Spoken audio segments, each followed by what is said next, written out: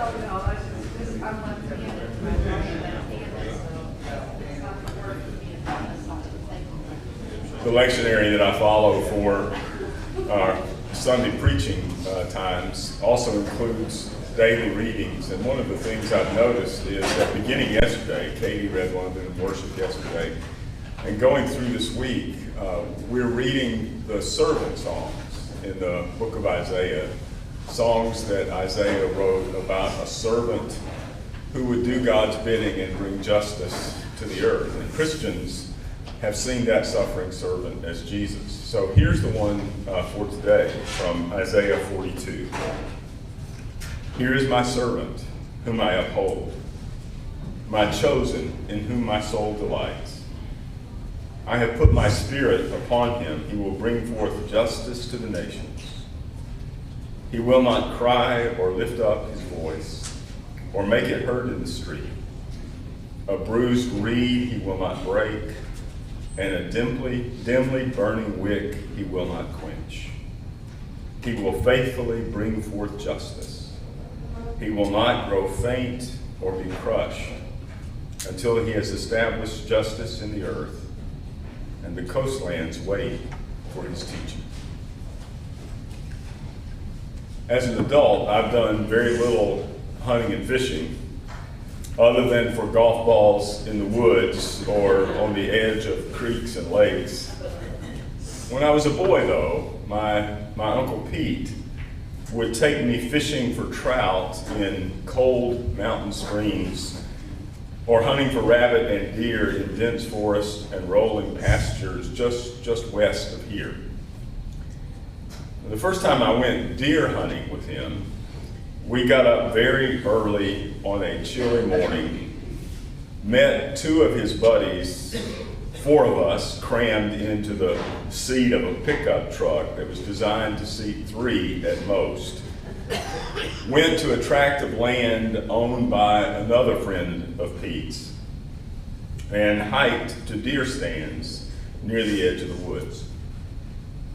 Uncle Pete and I climbed up into one deer stand, and his friends went to another one 50 yards or so away. There we sat in the pre-dawn darkness, and sat, and sat, and sat. Yep, there's a lot of About the only action was the sun finally came up. And after about another hour, I thought I saw, I'll never know now, I thought I saw, maybe I did, a few deer walk across the field, and I was so excited that I shouted, look Pete, there's deer." And of course, whatever it was I had seen just disappeared quickly into the woods. My uncle told me in no uncertain terms, in plain, colorful, mountain speech unrepeatable in this room, that I was supposed to sit still and keep my fool mouth shut. And that just made deer hunting feel to me like going to school. I thought about my first time to go deer hunting when I read Quaker scholar Parker Palmer's fine book called The Hidden Wholeness. And in it, one of the things Parker says is the soul is like a wild animal. Tough, resilient, resourceful, savvy. It knows how to survive in hard places, yet despite its toughness, the soul is also shy. Just like a wild animal, it seeks safety in the dense underbrush, especially when other people are around.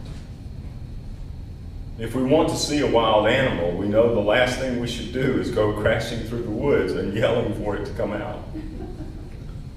But if we will walk quietly into the woods, sit patiently, breathe with the earth, and fade into our surroundings, the wild creature we seek might put in an appearance. Our souls. Our deepest, most essential, most sensitive selves, our souls, are shy. They will only let themselves be seen if they feel safe. We won't come out of hiding and allow ourselves to be encountered and known if we feel insecure.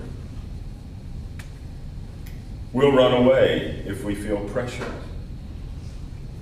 Withhold our gifts if we feel manipulated. And refuse to speak our most important truths if we feel rushed. Our souls, in other words, need shelter. They need acceptance. They need tenderness. And that's why we respond as we do, with relief and gratitude to Jesus, to the tenderness of Jesus. In that servant song I read just a moment ago, did you notice the tenderness that characterizes this servant? There is this stern resolve for justice, but there is also tenderness. He will not cry out or lift up his voice. A bruised reed he will not break, and a dimly burning wick he will not quench. I like the way Eugene Peterson renders these words. He won't call attention to what he does with loud speeches or gaudy parades. He won't brush aside the bruised and the hurt. And he won't disregard the small and insignificant, but he'll steadily and firmly set things right. He won't tire out and quit. He won't be stopped until he's finished putting things right on the earth. His tenderness. Like the servant, Jesus related to others, and he relates to us with gentle strength, with persistent mercy, with relentless tenderness. He didn't, you know this, he didn't whip up audiences with hype and hoopla or tricks and gimmicks and pyrotechnics. He wasn't just trying to generate a crowd. In fact, he seemed not to care whether he was speaking to one or three or a dozen or a handful or a massive crowd. He simply offered his surprising, often delightful, sometimes subversive stories taken from everyday life about the mercy and love of God. It's almost like he was whispering, like that still small voice that Elijah heard. It's almost like he was whispering instead of thundering the wisdom he had drawn from his own experiences with God, from his story of the Hebrew Scriptures, from his intimate fellowship with both the earth God made and with the Creator. There was a tenderness about him. So children were drawn to him. They felt safe at his feet and even in his arms. He radiated compassion for the troubled and the sick and the broken. He honored sincere seeking, honest questions, trusting doubt, doubting trust. In fact, I've noticed, I'm sure you have too, that Jesus was only harsh with people who were hard on other people. He reserved his words of criticism for people who were quick to condemn those they'd not taken the time to understand. He didn't break an already bruised reed. And he didn't put out a smoldering wick. He protected the vulnerable, the weak. He strengthened the fragile. He lifted burdens from the backs of those who were carrying shame and guilt. He restored shattered dignity.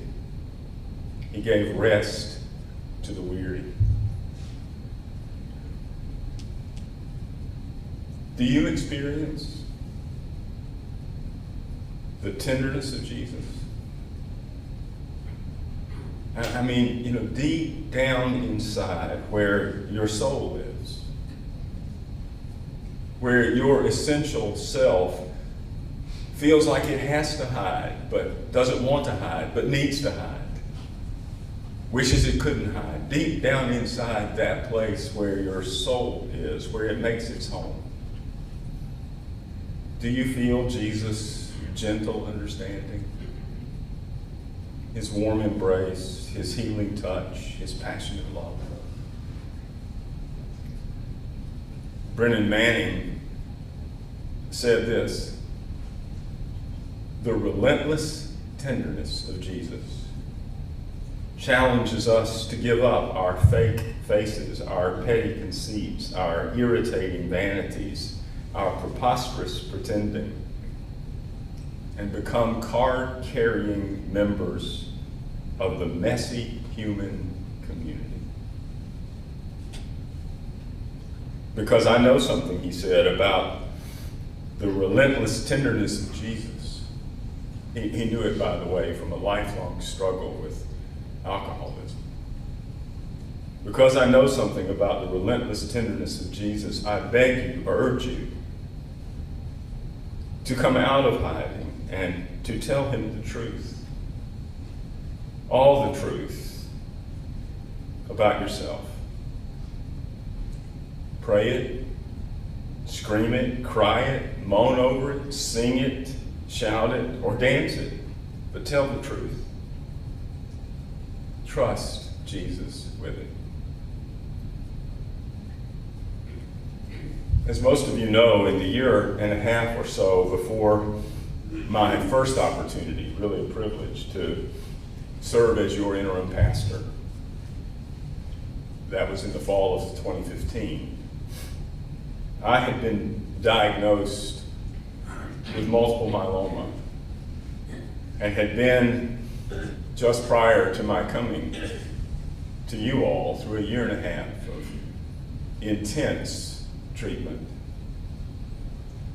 And that treatment continues.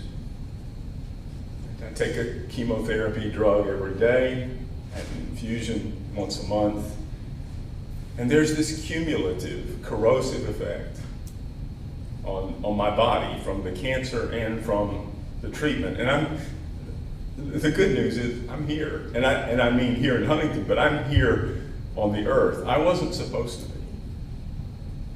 And so Raymond Carver, the poet, said that after he survived 10 years longer than they thought he would with lung cancer, he said, every day is gravy. And so I'm grateful for that. But the reason I'm bringing it up is this experience has forced me, allowed me, it's both, to experience something I had been reluctant to let myself experience before, which is the tenderness of Jesus. I have had to learn to do things I never really wanted to do. It didn't fit my image of strength. I've had to ask for help. I wrote a letter to some colleagues right after I was diagnosed, and the first sentence of it said, "Dear colleagues, I need your help." And I was running it by an older friend of mine, a mentor of mine, and he said, "Wait a minute, dear colleague, I need your help." And then he looked down at the signature line and saw my name. He said, I never knew you even knew how to say those words.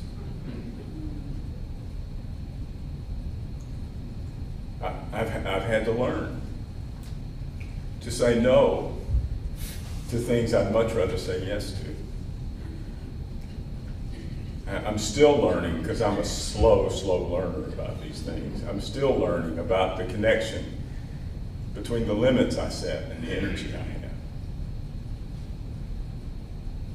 I'm still learning how to let Jesus be with me in pain.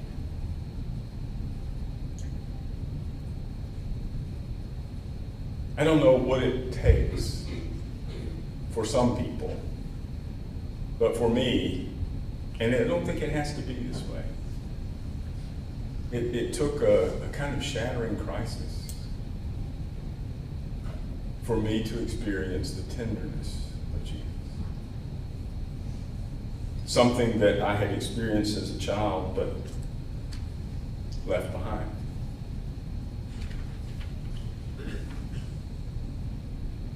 Jesus assures me and you, this is true for you and it's true for me, we are not what we do. We are not what we achieve. We are not what we earn. We are not what we own. We are not the roles we play, the status we have, or the positions we hold. We are, for all of our lives and for all of eternity, who he says we are: children of God, whom God treats with amazing mercy and grace. Henry Nouwen said in his book, The Life of the Beloved, that he hears God saying to him, and he believes we can all hear God saying to us all the time, these words. God speaking, I have called you by name. From the very beginning, you are mine and I am yours. You are my beloved. On you my favor rests. I have molded you in the depths of the earth, and I have knitted you together in your mother's womb. I have carved you in the palms of my hand and hidden you in the shadow of my embrace. I look at you with infinite tenderness and care for you, with a love so intimate that it is like the love of a mother for a child. Wherever you go, I go with you. And wherever you rest, I keep watch. I will give you food that will satisfy all your hunger and drink and satisfy all your thirst. I will not hide my face from you. You know me as your own, and I know you as my own. You belong to me. Wherever you are, I will be. Nothing will separate us. We are one. Amen. Will you pray with me? Oh God of grace and glory and God of mercy and might, who let your tenderness and love for us be known in your Son, Jesus Christ. As we make our way through this holiest of weeks, enable us to entrust our souls, our deepest and truest selves, into your hands, so that whatever is less than you hold for us can die with him on the cross, and whatever is bright and good and your intention for us can rise with him on Easter and live forever. Amen. Thank you all.